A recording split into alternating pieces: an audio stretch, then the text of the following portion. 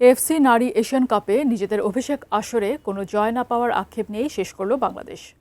চীন ও উত্তর কোরিয়ার পর উজবেকিস্তানের কাছেও হারল পিটার বাটলারের শিষ্যরা। সেই সাথে বিশ্বকাপের স্বপ্নও শেষ হয়ে গেল কিনা বাংলাদেশের মেয়েদের। বিস্তারিত থাকছে রিসাম সাহাবের ডেস্ক রিপোর্টে।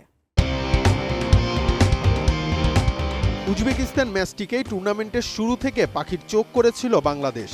র্যাঙ্কিংয়ে উজবেকরা 23 ধাপ এগিয়ে থাকলেও বিশ্বাস ছিল তাদের হারানো সম্ভব, অন্তত একটি ড্র তো বটেই। কিন্তু পার্থের মাঠে সেই বিশ্বাস ভেঙে চুরমার হয়ে গেল। 4-0 গোলের হারে বাংলাদেশের মেয়েরা বুঝল এশিয়ান সর্বোচ্চ স্তর কতটা কঠিন।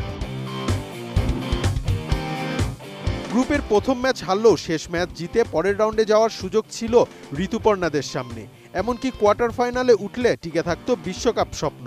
তবে এই একটি হার বাংলাদেশের দুইটি স্বপ্নকেই ভেঙে দিয়েছে। প্রথমবার এশিয়ান কাপের মূল মঞ্চে খেলার যোগ্যতা অর্জনই ছিল দেশের ফুটবলের জন্য বিশাল প্রাপ্তি। দক্ষিণ এশিয়ার গণ্ডি পেরিয়ে এশিয়ার বড় মঞ্চে দাঁড়ানো এটাই ছিল ইতিহাসের প্রথম ধাপ। তবু প্রত্যাশা ছিল বড় কোনো চমকে। দেশের মানুষকে প্রতিদিন সুরক্ষিত রাখার প্রত্যয় নিয়ে সেফটি কেবলস সহ এলো সেফ সিলিং ফ্যান। এশিয়া ফুটবলের শীর্ষ স্তরের প্রতিযোগিতা যে কতটা কঠিন তা হারে হারেই টের পেল পিটার বাটলারের শিষ্যরা। প্রথম ম্যাচে 9 বারের চ্যাম্পিয়ন চীনের কাছে 2-0 গোলে লড়াকু হার, এরপর উত্তর কোরিয়ার কাছে 5-0 গোলে বিধ্বস্ত হওয়া। এই দুই ম্যাচের পরও আশা ছিল শেষ ম্যাচে ঘুরে দাঁড়ানোর।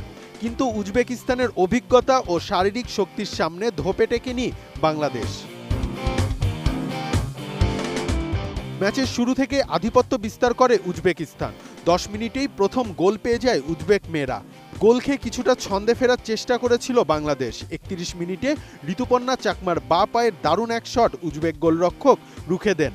42 মিনিটে তহুরা খাতুনের পাস থেকে সুযোগ নষ্ট করেন ডিফেন্ডার কোহাতি কিসকু। মারিয়ামান্দার একটি দুর্দান্ত ট্যাকেল ও গোলরক্ষক মিলি আক্তারের কয়েকটি সেভ ব্যবধান বাড়াতে দেয়নি প্রথমার্ধে। বিরতির পর আক্রমণের ধার বাড়াতে সুইডেন প্রবাসী আনিকা রানিয়া সিদ্দিকিকে নামান বাটলার, কিন্তু মাঝমাঠের নিয়ন্ত্রণ আর ফেরাতে পারেনি বাংলাদেশ। 62 ও 66 মিনিটে উজবেক মেয়েদের আরও 2 গোলে বাংলাদেশের স্বপ্ন কার্যত শেষ হয়ে যায়। 82 মিনিটে হজম করতে হয় চতুর্থ গোল। শেষ দিকে সুরভির একটি জোরালো শট লক্ষ্যভ্রষ্ট হলেও সান্ত্বনা গোলও পাওয়া হয়নি লাল সবুজদের। তবুও এই বিদায়ের মধ্যেও একটি সত্য থেকে যায়, এশিয়ান কাপের মূল মঞ্চে বাংলাদেশের উপস্থিতি এক নতুন অধ্যায়। হয়তো এই টুর্নামেন্ট বড় সাফল্য দেয়নি, কিন্তু এশিয়ার কঠিন বাস্তবতার মুখোমুখি দাঁড়িয়ে বড় শিক্ষা দিয়েছে। সেই শিক্ষা নিয়েই এখন দেশে ফিরবে দল। আর হয়তো ভবিষ্যতের কোনো এক এশিয়ান কাপে এই একই মঞ্চে নতুন করে শুরু হবে আরেকটি গল্প, যেখানে স্বপ্ন আর বাস্তবতা একদিন মিলেমিশে একাকার হয়ে যাবে। রিসাম সাহাব, ATN নিউজ।